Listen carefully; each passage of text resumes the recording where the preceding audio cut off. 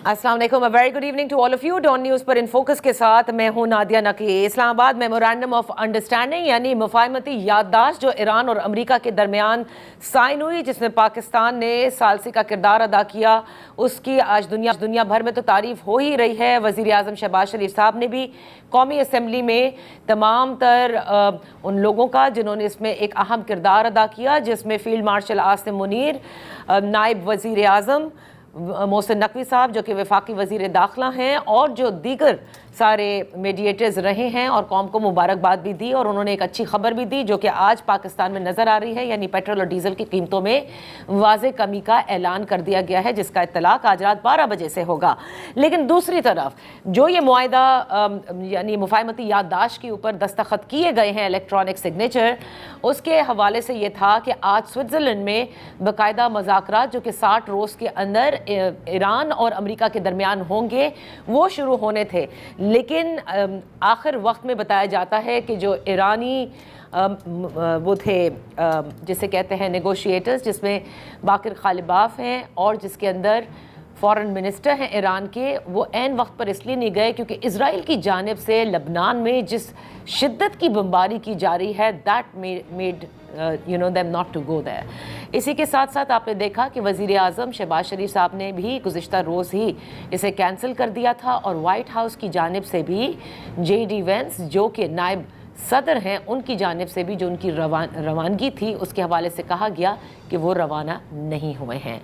अब इज़राइल, जिसके बारे में शुरू से ही ये कहा जा रहा था कि वो एक स्पॉइलर के तौर पर सामने आ सकता है जब कभी भी एग्रीमेंट होगी, जब ये तमाम तर नेगोशिएशंस चल रही थी, और अब हम देख रहे हैं कि कई बार सदर ट्रंप की जानिब से भी कहा जा चुका है, अब तो JD वेंस ने भी इसके हवाले से इज़राइल को बड़े आड़े हाथों भी लिया है।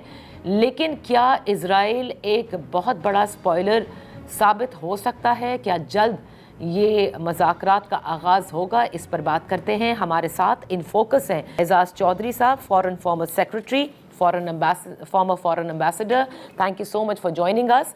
उनके साथ तशरीफ़ फरमा हैं दिफाई तज्ज़िया निगार हैं लेफ्टिनेंट जनरल रिटायर्ड गुलाम मुस्तफ़ा साहब, आपका भी बेहद शुक्रिया।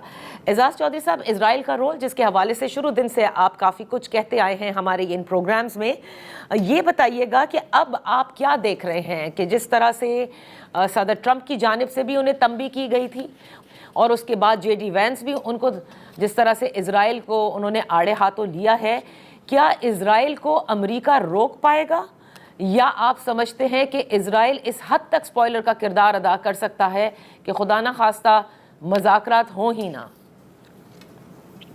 जी बहुत शुक्रिया नादिया। ये यकीनन एक खुशी की खबर थी सबके लिए कि ये एक मुआहिदा जो है वो तय पाया, जिसका इब्तदाई हिस्सा तय पाया, अभी तो बातचीत होनी है जी।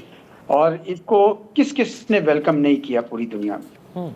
मेरा ख्याल है हर एक ने किया है सिवाय एक मुल्क के, वो है इसराइल। भारत ने भी किया, सिर्फ भारत ने पाकिस्तान यानी थोड़ा सा बुखल से काम लेते हुए पाकिस्तान की तारीफ नहीं की, वरना बाकी उन्होंने भी उसको वेलकम किया। सिर्फ और सिर्फ इसराइल वाहिद था मुल्क जो है जिसने उसको वेलकम नहीं किया। अब ये जंग सब रोकना चाहते हैं, अमेरिका रोकना चाह रहा है, ईरान रोकना चाह रहा है, खलीजी रियासतें रोकना चाह रही हैं, G7 रोकना चाह, सब रोकना चाह रहे हैं। लेकिन इसराइल जो है वो अपना रविश जो है वो इस किस्म की जारी रखे हुए है, जिसकी आपने सही निशानदेही की कि इसके ऊपर उसको तंबीह 2 बार की गई। JD वेंस ने तो ये भी याद करा दिया कि जनाब अभी तक जो आपने बम बरसाए हैं 2/3 वो अमेरिका के टैक्स पेयर से खरीदे गए थे। तो इसके बावजूद ये नेतन्याहू ने ऐसा क्यों किया? अच्छा, इसकी मेरे ख्याल में 2 वजूहात हैं। पहली वजह तो ये है कि वो ये समझते हैं कि उनकी अपनी सियासी मौत हो जाएगी अगर उन्होंने जंग बंद कर दी। उनकी अपनी जो हार्ड लाइनर कैबिनेट है वो सब चाहते हैं जंग करे, और मुझे पता चला है कि एक वहां पे सर्वे हुआ है जिसमें 85% इसराइल के जो अपने लोग हैं वो भी चाहते हैं कि जंग से मामले को हम ये सुलझाएं। तो वो तो करना चाहते हैं। फिर प्लस ये कि अगर अक्टूबर के इलेक्शन में वो नहीं जीत पाते हैं, उस वक्त तक जंग बंद हो जाती है, तो वो तो फिर हार जाएंगे। तो चुनाचे वो दाखिली महाज पर उनको ये किस्म का उनके पाँव में बेड़ियां पड़ गई हैं कि जंग जारी रखनी है। दूसरी तरफ अमेरिका है, अमेरिका के अंदर उनको ये गलत फहमी है या खुश फहमी है کہ شاید ہم امریکہ کے اندر جوئش لابی کو ایکٹیویٹ کر کے رائٹ اس معاہدے کو ریوائز کروا سکیں اور ڈونلڈ ٹرمپ صاحب کے جے ڈی وینس کے ہاتھ پاؤں بندھوا سکیں. اچھا آفٹر آل آئی پیک جو ہے وہ بڑی پر اثر ہے, اس کے ہر طرف لمبے ہاتھ ہیں, اور بہت سارے کانگریس مین اینڈ کانگریس وومین, بہت سارے سینیٹرز آئی پیک سے اپنی الیکشن کیمپین میں لیتے رہے ہیں. چنانچہ ان کو ابھی بھی یہ یقین ہے کہ ہم یہ کچھ نہ کچھ کروا لیں گے. صحیح. لیکن میرا اپنا ذاتی خیال یہ ہے جی. کہ یہ دونوں چیزوں میں ان کو بہت زیادہ شرمندگی ہونا پڑے گی. دیکھیں اس کی وجہ میں آپ کو بتاتا ہوں. امریکہ کے اندر باوجود اس کے کہ وہاں پہ Jewish committee, Jewish public affairs committee جو ہے آئی پیک ہے, بڑی ایکٹیو ہے. Right. امریکی عوام یعنی عام آدمی کی سطح پر یہ تاثر پھیل گیا ہے کہ یہ جنگ ہماری نہیں ہے, اور اسرائیل کون ہوتا ہے جو ہمیں اس جنگ میں دھکیل رہا ہے. صحیح. آپ نے دیکھا کہ وہ اسٹینفورڈ یونیورسٹی میں وہ ایک جو پچائی صاحب کر رہے تھے, تقریر کرنے آئے, تو صرف اس لیے کہ ان کی کمپنی جو ہے وہ اسرائیل میں کہیں کچھ کام کر رہی ہے, مدد کر رہی ہے, لوگ واک آؤٹ کر گئے اسٹوڈنٹس. تو بڑا زیادہ سینٹیمنٹ اٹھ رہا ہے. صحیح. یہ سینٹیمنٹ کو دیکھتے ہوئے ڈونلڈ ٹرمپ صاحب نے یہ پوزیشن لی ہے. تو مجھے لگتا ہے کہ اس معاہدے کو روکنا ممکن نہیں ہوگا. Okay. صرف ایک اس کا نتیجہ نکلے گا کہ اسرائیل اور امریکہ کے درمیان فاصلے مزید بڑھ جائیں گے. اچھا, اس پر میں کہ یہ جو ریلیشنز ہیں اس پر میں آؤں گی, لیکن جنرل صاحب کا ایک ہمیشہ سے ایک مختلف اوپینین رہا ہے اس پوری جب جنگ کا آغاز ہوا اس کے بعد جب سے ہم میڈیشن کر رہے ہیں امریکہ کے اوپر, وہ کہتے ہیں ہمیں انحصار نہیں کرنا چاہیے, we have to be very cautious. General صاحب آپ کیا سمجھتے ہیں کہ تنبیہ کر دینا صدر ٹرمپ کی جانب سے, جے ڈی وینس کی جانب سے, اسرائیل کو آڑے ہاتھوں لینا کہ ایک ایسے وقت میں جب پوری دنیا ایک طرف اور آپ کا واحد ایک ایلائے ہے وہ امریکہ ہے, اس پر آپ یہ سب کر رہے ہیں, تو کیا واقعی بی بی نیتن یاہو صدر ٹرمپ کے اثر رسوخ سے نکل گئے ہیں, یعنی وہ اب منمانی کیا کریں گے اور امریکہ انہیں کنٹرول نہیں کر سکتا؟ یہ تو پاسبل نہیں ہے. امریکہ اگر اپنے ہاتھ روک لے تو پھر اسرائیل کا سروائیو کرنا مشکل ہو جائے گا. اس سے آپ صحیح کہہ رہی ہیں, میرا نقطہ نظر تھوڑا مختلف ہے. میں یہ سمجھتا ہوں کہ یہ جو معاہدے کی جو ہم بات چیت کر رہے تھے, ہم سب دعائیں کر رہے تھے, بڑے خوش تھے کہ اللہ کا شکر ہے کہ اس خطے میں خون ریزی کچھ بند ہوئی ہے, کچھ سمے بھی سانس لینے کا موقع ملے گا. لیکن آپ دیکھیے کہ امریکہ کے لانگ ٹرم انٹرسٹ بھی اور اسرائیل کے لانگ ٹرم انٹرسٹ بھی کیا ہیں. وہ دونوں ایک دوسرے سے علیحدہ نہیں رہ سکتے. اب یہ جو 1-2 کی گیم ہو رہی ہے, گڈ کاپ بیڈ کاپ گیم ہو رہی ہے, اس کو اب ایک طرف رکھ دیں. تو کیا اس جنگ شروع کرنے کے جو مقاصد تھے ٹرمپ صاحب کے اور نیتن یاہو دونوں کے, کیا ان میں سے کوئی ایک بھی اچیو کر پائے ہیں؟ وہ کیا وہ اپنے عوام کو صرف یہ بتانے کے لیے کہ بھئی ہم نے ڈپلومیٹک وہ جنگ روک لی ہے, یہ جنگ شروع کیوں کی تھی آپ نے؟ اسٹریٹ آف ہارمز پہلے بھی کھلا ہوا تھا, آپ ہی نے اس کو بند کروایا.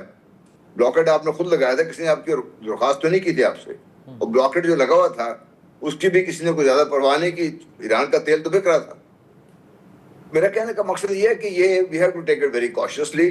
میں میں بھی لوگ مجھے اس وقت پیسے کہہ رہے تھے کہ یہ بڑا آپٹمسٹک نہیں ہے, یہ بڑا اس کی پیسمسٹک آؤٹ لک ہے اس کی لائف کی طرف. میری وہ نہیں ہے, لیکن میں نے جو میرا اپنا تھوڑا بہت تجربہ ہے زندگی کا, اور جو تھوڑی بہت میں نے ڈیلنگ کی ہے امریکنز کے ساتھ, ان سے مجھے کبھی کوئی شک نہیں رہا.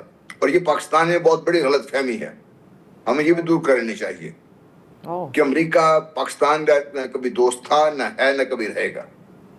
نمبر 1. نمبر 2, اس سارے معاملے کو لمبا کرنے میں امریکہ شامل ہے. امریکہ کی مرضی کا بغیر کیسے ممکن ہے؟ کیونکہ اگر امریکہ ایک دن ہاتھ روک لے, اپنے ہتھیار دینا بند کر دے, یا اپنی جو دوسرے مالی امداد دینا بند کر دے, اسرائیل کہاں جائے گا وہ؟ صحیح. امریکہ اگر صرف ایک دن اگر آپ فیس کو بند کروا دیں, آپ کارمندوں کو بند کروا دیں, تو جو اسرائیل کا ٹریڈ ہے تو سارے ادھر سے اسی رستے سے آ رہے ہیں نا سارے صرف. یورپ میں تو ان کا ٹریڈ اتنا نہیں ہے اپنا پر. تو مسئلہ آسان نہیں ہے, ڈیفیکلٹ ہے اس کو حل ہونے میں. صحیح. لیکن having said that, let me also add here کہ اس سارے میں امریکہ تو پہلے دن سے ہار ہی رہا ہے, اب وہ اور ہارے گا. لیکن جو گلوبل ساؤتھ ہے اس وقت, جی, میں خیال ہے دیٹ از آن وہ اس وقت سچ پر ہے, اور وہ باقاعدہ اپنے آپ کو منوا چکے ہیں. اس لیے میرا اپنا خیال ہے کہ جنگ بند کرنا اور مشکل ہوتا جائے گا اس کو. اچھا. یا آپ کو لگتا ہے لبنان کا جو مسئلہ ہے وہ اگر دیکھیں تو اگر ویسٹرن پوائنٹ آف ویو سے دیکھیں اعزازی صاحب تو وہ بڑا کمپلیکس ایشو ہے، یعنی حزب اللہ کا، ڈفرینٹ پراکسیز کا، لیکن کیا آپ سمجھتے ہیں جو آپ نے اپنے پہلے جواب میں بھی کہی کہ اسرائیل اور امریکہ کے جو ریلیشنز ہیں اس میں کچھ ڈفرینٹ مطلب اب ہوگا، so you looking at some adjustment اگر اسرائیل کنٹینیوز، اور جس کی وجہ سے اگر یہ مذاکرات کا آغاز ڈیلے میں ہوتا ہے، یعنی جو تکنیکی یا مذاکرات ہونے ہیں فار اے کمپریہنسو ڈیل، آپ کو لگتا ہے اسے؟ دیکھیں پہلے تو میں یہ واضح کر دوں کہ پاکستان نے کمال ہوشیاری کے ساتھ یہ ڈیل کرائی ہے، اور اگر آپ اس کی جزیات پڑھیں 14 نکات کو تو صاف نظر آ جاتا ہے کہ ایران کا پلہ بہت بھاری ہے اور امریکہ کو یہ کڑوی گولی جو ہے وہ نگلنی پڑی ہے، اس میں کوئی شک ہی نہیں کسی کو ہونا چاہیے۔ لیکن کیوں کیا ہے انہوں نے؟ ان کو پتہ چل گیا ہے کہ وہ اہداف حاصل نہیں کر سکے، اسرائیل نے ہمیں بیوقوف بنایا اور اب ہمیں اس سے ہر صورت میں نکلنا ہے، تو چنانچہ وہ نکلنے جا رہے ہیں، تو ان کو نکلنے دیجئے۔ اور مجھے یقین ہے اس بات کا کہ اسرائیل جو اس وقت کر رہا ہے وہ اپنے پاؤں پہ کلہاڑی مار رہا ہے۔ پہلے ہی دنیا بھر میں اس نے اپنے جینوسائیڈ کی وجہ سے، اپارٹھائڈ کی وجہ سے ایسی بدنامی اپنے منہ پہ مل لی ہے کہ سوائے امریکہ کے اس کا کوئی دوست ہی نہیں تھا، اور اب اس کے لیے اور بھی دائرہ تنگ ہو گیا ہے، کیونکہ آنے والا وقت ایران اور جو خلیجی ریاستیں ہیں وہ آپس میں پرامن بقائے باہمی کی طرف دیکھنے لگیں گی۔ اس میں اسرائیل کے سارے عزائم جو ہیں وہ پیچھے کے پیچھے رہ جائیں گے۔ اب آئیے لیبنان کا جو آپ نے مسئلہ ریز کیا، لیبنان جو ہے وہ بڑا اہم ہے ایران کے لیے۔ صحیح، وہ وہاں پہ ایران جو ہے انہوں نے اپنے اتحادیوں کو بالکل چھوڑنا نہیں چاہتے ہیں کسی صورت میں بھی، اور یہ لیبنان وہ ہے جس کی وجہ سے پچھلے سال 12 روزہ جنگ میں بھی اسرائیل نے تنگ کیا۔ اس جنگ میں جو پہلا بھی سیز فائر ہونے لگا تھا اس وقت بھی انہوں نے خراب کیا۔ اس لیے ایرانی جو ہے اس کے اوپر آپ نے دیکھا پہلا جو نقطہ ہے اس میں 3 بار لیبنان کا ذکر آیا ہے، لفظ آیا ہے، اسرائیل کا لفظ نہیں آیا۔ تو میں سمجھتا ہوں کہ یہ ایران کسی صورت اس سے پیچھے نہیں ہٹے گا، اور اسرائیل کو بہرحال گھٹنے ٹیکنے پڑیں گے، کیونکہ پوری دنیا پہ ایک طرف ہو گئی ہے، اس کا چہرہ جو مکروہ چہرہ ہے وہ آشکار ہو چکا ہوا ہے۔ اور ہمیں اس بحث میں نہیں پڑنا چاہیے کہ امریکہ ہمارا دوست ہے یا نہیں دوست ہے۔ امریکہ اپنے مفادات کی طرف دیکھتا ہے، ہم اپنے مفادات کی طرف دیکھتے ہیں، اور میرے خیال میں اس وقت بھی صرف ہم وہی کر رہے ہیں، ہم اس پہ کوئی ڈیپینڈ نہیں کر رہے ہیں۔ ہمارا اصل دوست جو ہے وہ چین ہے، ہمیں پتہ ہے اس بات کا، لیکن ساتھ ہی ساتھ ہم یہ چاہتے ہیں کہ اس علاقے کے اندر ایک پرامن ماحول بنے، اس کا ہمیں بھی فائدہ ہوگا اور خلیجی ریاستوں کو بھی ہوگا، ایران کو بھی ہوگا، ترکی کو بھی ہوگا، اور میرے خیال سب لوگ پاکستان کے اس کردار کی جو ہے وہ تعریف کر رہے ہیں۔ یہاں وقت ہوا ہے ایک بریک کا، بریک کے بعد ہم اپنی گفتگو جاری رکھیں گے۔